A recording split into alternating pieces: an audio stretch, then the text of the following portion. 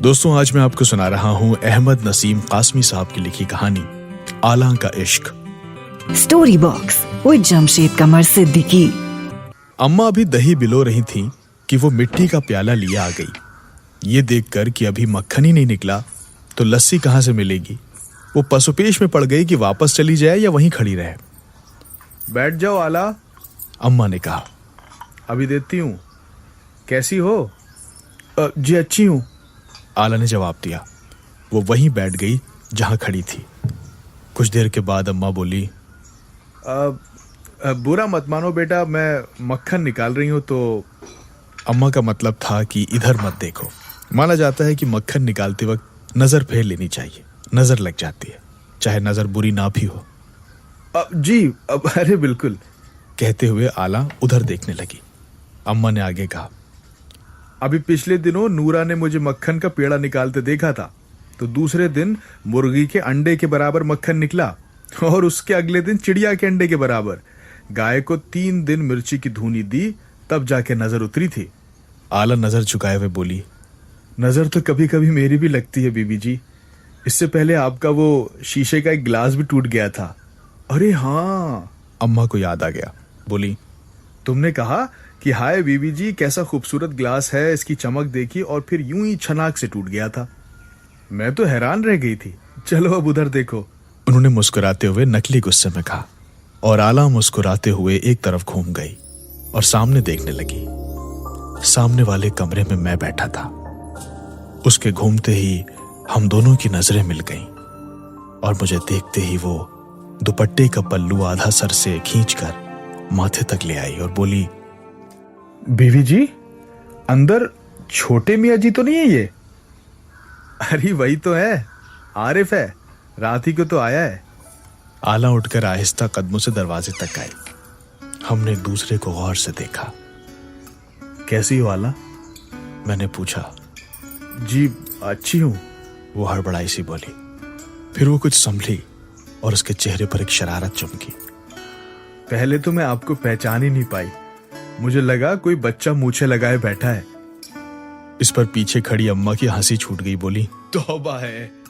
आला दहलीज पर यूं बैठ गई कि उसका एक पांव बाहर सहन में था और एक कमरे के अंदर। आरिफ मियाँ, परदेश में आप क्या करते हैं? उसने मुझसे यूं पूछा जैसे चौपाल में बैठी गप लड़ा रही हो।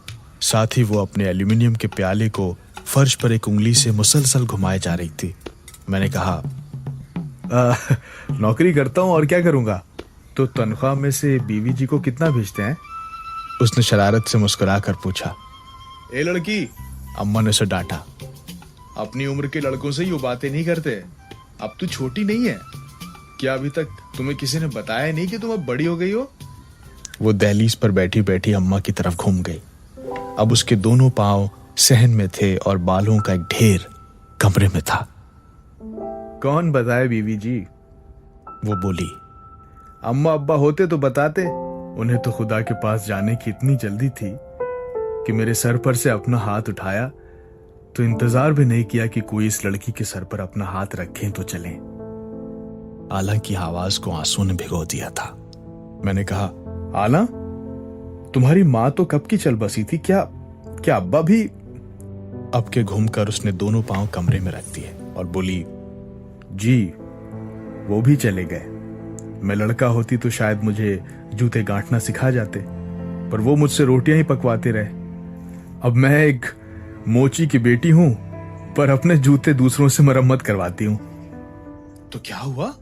अम्मा बोली, तुम्हें सिर्फ जूते गांठना नहीं आते ना, बाकी तो सब काम आते हैं। अपनी मेहनत से कमाती हो और खाती हो, सारा गांव तुम्हारी तारीफ करता है। लो लस्सी ले लो।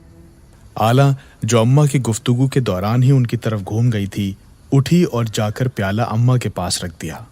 वो लस्सी का प्याला लेकर जाने लगी, मगर चंद कदमों के बाद अचानक रुक गई और पलटकर बोली, आज भी चक्की पीसने आ जाऊं बीबी जी?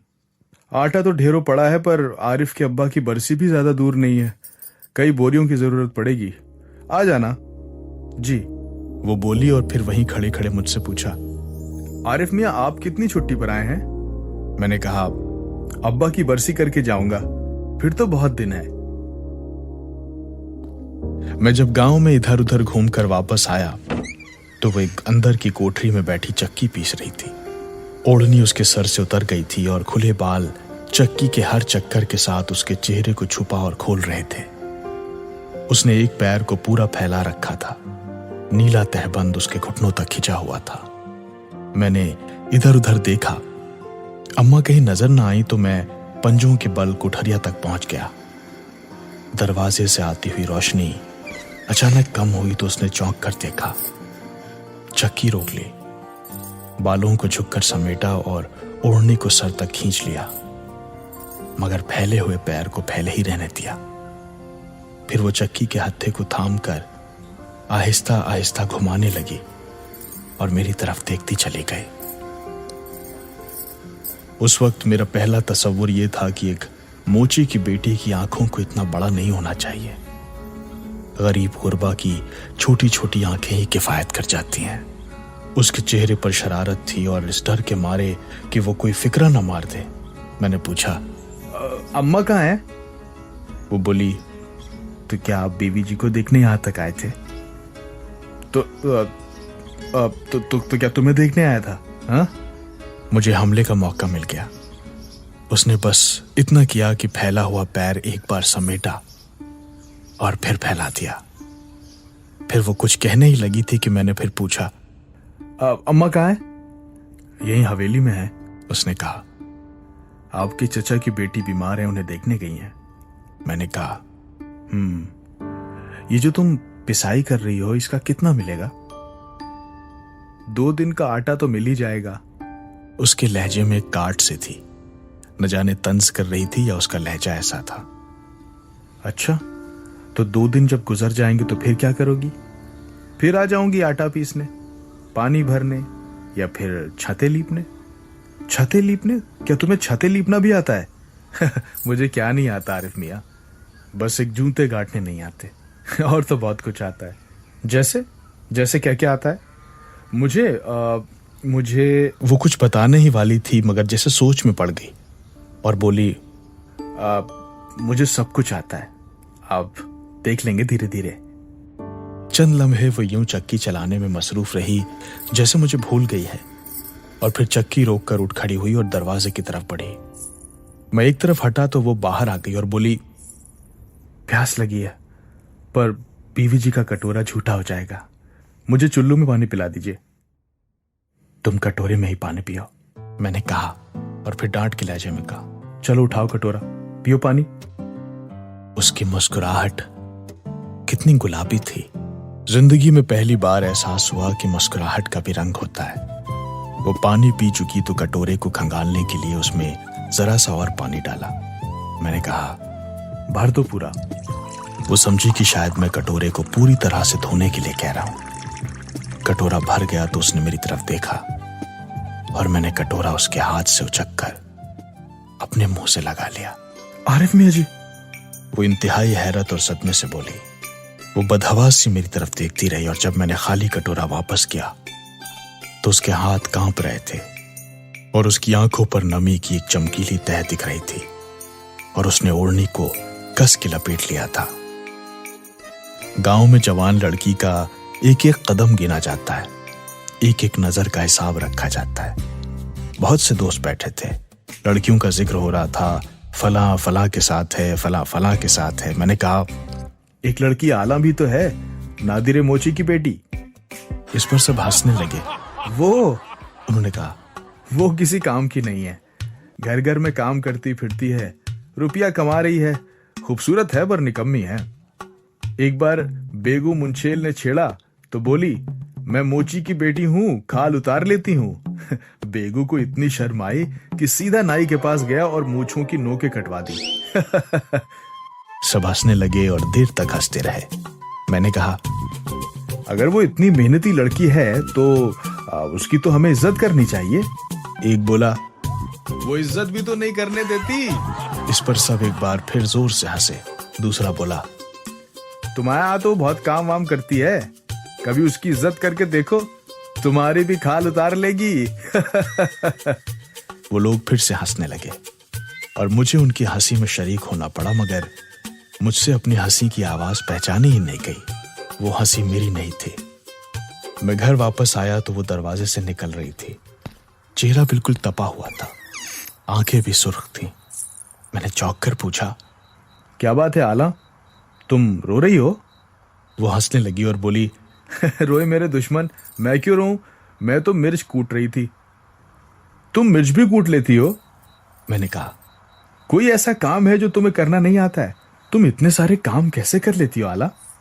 वो बोली, पैसा कमा रही हूं, आप तो जानते हैं रुपए वाले लोग गरीब लड़कियों को खरीद लेते हैं। मेरे पास रुपया होगा तो मुझ पर नजर उठाने की किसी को मजाल नहीं होगी। है किसी की मजाल? फिर वो मेरे करीब आकर सरगोशी में बोली, मैंने आपके कुर्ते के लिए मलमल खरीदी है, फिलहाल उस पर बेल बूटे काट रही हूं। अब ये गलत बात है। तुम्हारी मेहनत से कमाए हुए रुपयों से खरीदा हुआ कुर्ता मुझे बिल्कुल ठीक नहीं लग रहा। मुझे काटेगा वो कुर्ता तो।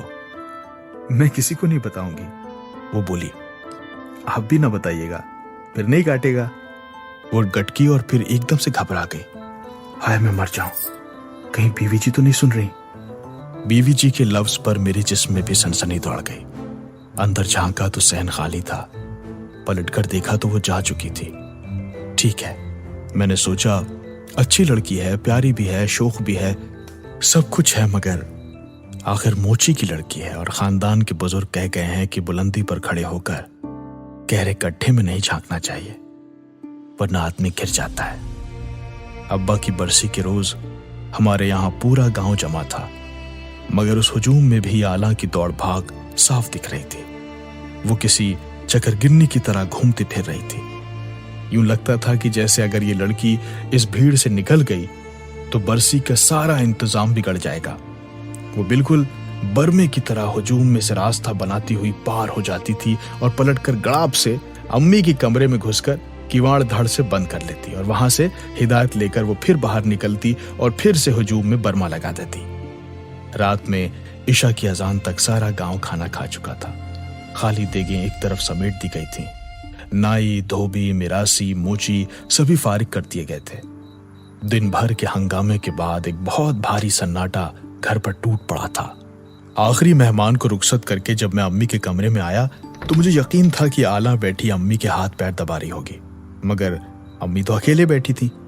जिंदगी में शायद पहली बार अम्मी का लिहाज की बगैर मैंने उनसे पूछा, आला कहाँ है? अम्मी मेरे सवाल से बिल्कुल भी नहीं चौंकी। बोली, वो लड़की हीरा है बेटा, बालक हीरा। आज तो मेरी आंखें, मेरे बाजू, सब कुछ थी। वो दिन भर की थकी मांदी तो थी, खाने बैठी तो 2-4 निवालों के बाद जी भर गया। उठकर जाने लगी तो मैंने उसे रोका, उसकी देगची को चावलों से भरा और उसे ले जाने के लिए कहा तो वो बोली, ये चावल तो मुझे आरिफ मियाँ ही देते हुए ठीक लगेंगे। औरों को तो रुखसत करते रहे, पर मुझे तो उन्होंने पूछा ही नहीं। उसने कहा, मैं तो नहीं ले जा रही। उसने ये बात हंसी में कही बेटा, पर ठीक तो कहा। अंदर का सारा काम उसी ने संभाल रखा था। तुम तो सबको रुखसत कर ही रहे थे, उसे भी रुखसत कर देते।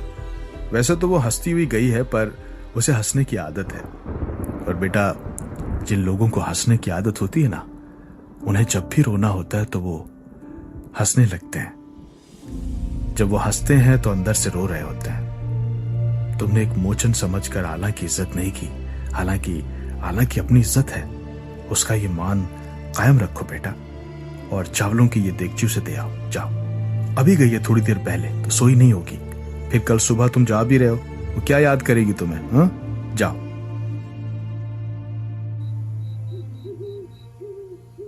आला अपने घरौंदे के दरवाजे के पास चारपाई पर लेटी हुई थी। मैंने पास जाकर उसे आहिस्ता से पुकारा, आला, आला। वो तड़प कर यूं खड़ी हो गई जैसे उसके करीब कोई बम फट गया। आरिफ मियां, आप वो चावल देने आए होंगे? हाँ, मैंने कहा, हाँ, चावल ही देने आया हूं। लाइए। उसने हाथ बढ़ाए। बीवी जी ने बताया होगा ना कि मैंने क्या कहा था? हाँ हाँ, बताया, मैंने कहा। देगची लेकर उसने चारपाई पर रख दी और बोली, वहां घर में देते तो ज्यादा अच्छा लगता, पर ठीक है, अब भी अच्छा ही लग रहा है। कुछ समझ में नहीं आया कि मैं क्या कहूं। आखिर में एक बात सूझी। मैं कल वापस जा रहा हूं। पता है मुझे। मालूम था तो वहां घर में जरा सी देर रुक जाती। उसने मेरी आंखों में गौर से देखा और फिर बोली, आपके कुर्ते का आखिरी टांका बाकी था, वो आके लगाया है। बक्से में उस कुर्ते की जगह तो होगी ना? और हाँ, सुबह आपका बक्सा उठाकर बसों के अड्डे तक मुझे ही पहुंचाना है, बीवी जी ने कहा था। मैंने कहा, तुम क्या क्या करती हो आला? चक्की तुम पीस लेती हो, छतें तुम लीप लेती हो, मिर्च तुम कूट लेती हो, कुएं से 2-2 3-3 घड़े पानी तुम निकाल के लाती हो, पूरे घर का काम तुम संभाल लेती हो, कुर्ते तुम काट लेती हो, बोझ तुम उठा लेती हो। तुम किस मिट्टी की बनी हो आला? वो खामोश खड़ी रही, मेरी आंखों में गौर से देखती रही, फिर 2 कदम बढ़कर मेरे इतने करीब आ गई कि मुझे अपनी गर्दन पर उसकी सांसें महसूस होने लगी थी।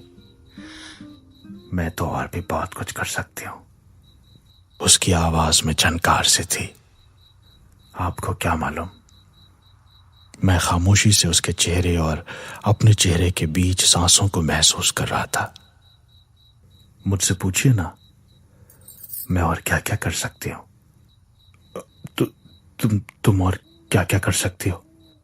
मैंने कहा तो वो मेरे और करीब आ गई और बोली, मैं प्यार भी कर सकती हूँ। और ये कहते हुए उसने जैसे इस पूरी कायनात का राज फाश कर दिया।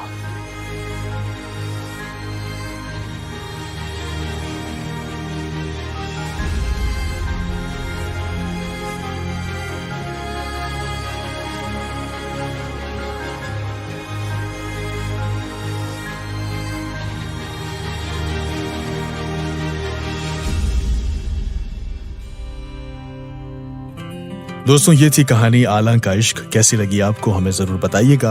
अपने मोबाइल के इनबॉक्स में जाकर मेल कीजिए। हमारा पता है radio@aajtak.com। अगर आप हमें स्पॉटिफाई या एप्पल पर सुन रहे हैं तो वहां रेटिंग्स का ऑप्शन होता है। जितने भी स्टार आप हमें देना चाहें जरूर दें, क्योंकि इससे होता यह है कि कहानी और लोगों तक पहुंचती है। कहानी का साउंड डिजाइन किया है अमृत रेजी ने। अगले इतवार आपसे फिर होगी मुलाकात। मेरा नाम है जमशेद कमर सिद्दीकी। दुआओं में याद रखिएगा।